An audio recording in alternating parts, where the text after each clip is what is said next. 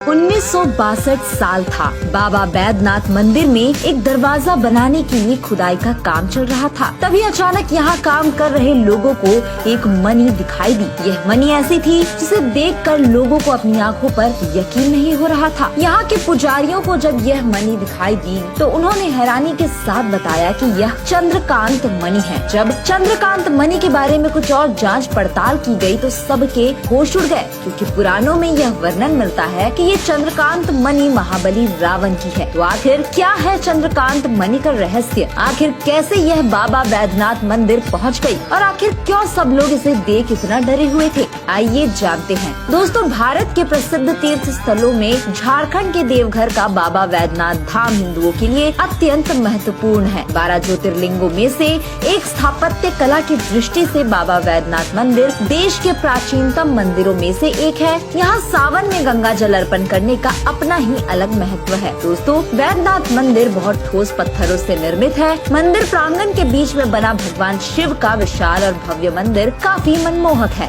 आपको यह जानकर हैरानी होगी कि यह मंदिर कब बना और इसे किसने बनवाया। इसका पता आज तक नहीं चल पाया है, पर पौराणिक कहानियों में यह साफ साफ वर्णित है कि इसका निर्माण स्वयं भगवान विश्वकर्मा ने किया था। कहते हैं जब रावण यहाँ शिवलिंग को धरती पर रखकर चला गया था, उसके बाद भगवान विष्णु स्वयं शिवलिंग के दर्शन के लिए आए थे। कहा जाता है कि जब साल 1962 में सरकार की ओर से इस मंदिर में एक और दरवाजा बनाने के लिए खुदाई का काम चल रहा था, उसी वक्त खुदाई कर रहे मजदूरों को एक मणि दिखाई दी। जब इस मणि की जांच की गई तो पता चला कि यह चंद्रकांत मणि है, जिसका पौराणिक कथाओं में वर्णित है। दोस्तों, चंद्रकांत मणि मिलने के बाद दरवाजा बनाने का काम रोक दिया गया। पंडितों ने बताया कि एक ऐसी ही चंद्रकांत मणि देवी लक्ष्मी के मंदिर में भी स्थापित है। मान्यता है कि लाखों साल पहले लंका के राजा रावण ने ये मणि अपने भाई कुबेर से छीनकर यहाँ लगाई थी। मंदिर के पुजारियों की माने तो मंदिर के गर्भगृह के ऊपर चतुर्कोण के आकार का 8 पंखुड़ियों वाला कमल बना हुआ है, जिसके बीचों बीच एक चमकता हुआ लाल रंग का एक लघु खंड है। उसी लघु खंड में चंद्रकांत मणि स्थापित है।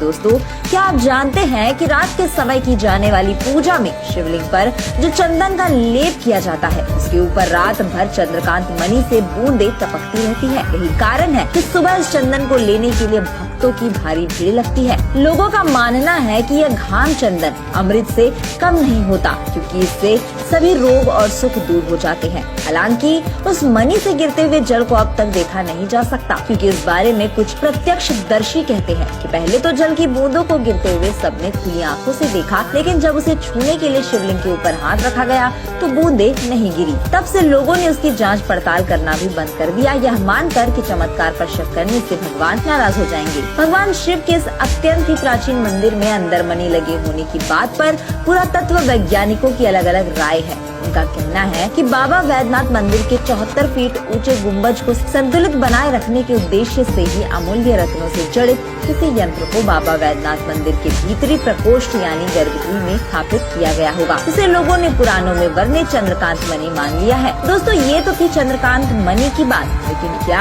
आपने कभी ये सोचा है कि जहाँ हर एक मंदिर पर कभी न कभी प्राकृतिक आपदाओं के चलते मंदिर को कुछ न कुछ हानि अवश्य पहुँचती है, वहीं बाबा बैद्यनाथ मंदिर में आज तक कोई भी प्राकृतिक आपदा नहीं आई। आपको जानकर हैरानी होगी कि इस मंदिर में एक ऐसी चीज प्राचीन काल से ही लगी हुई है, जिसके कारण इस मंदिर पर कोई आंच नहीं आ सकती। दोस्तों, मंदिर के शीर्ष पर लगे पंचशूल को लेकर माना जाता है इसी पंचशूल के कारण मंदिर पर आज तक किसी प्राकृतिक आपदा का असर नहीं हुआ, और जब तक पंचशूल है तब तक भी नहीं होगा।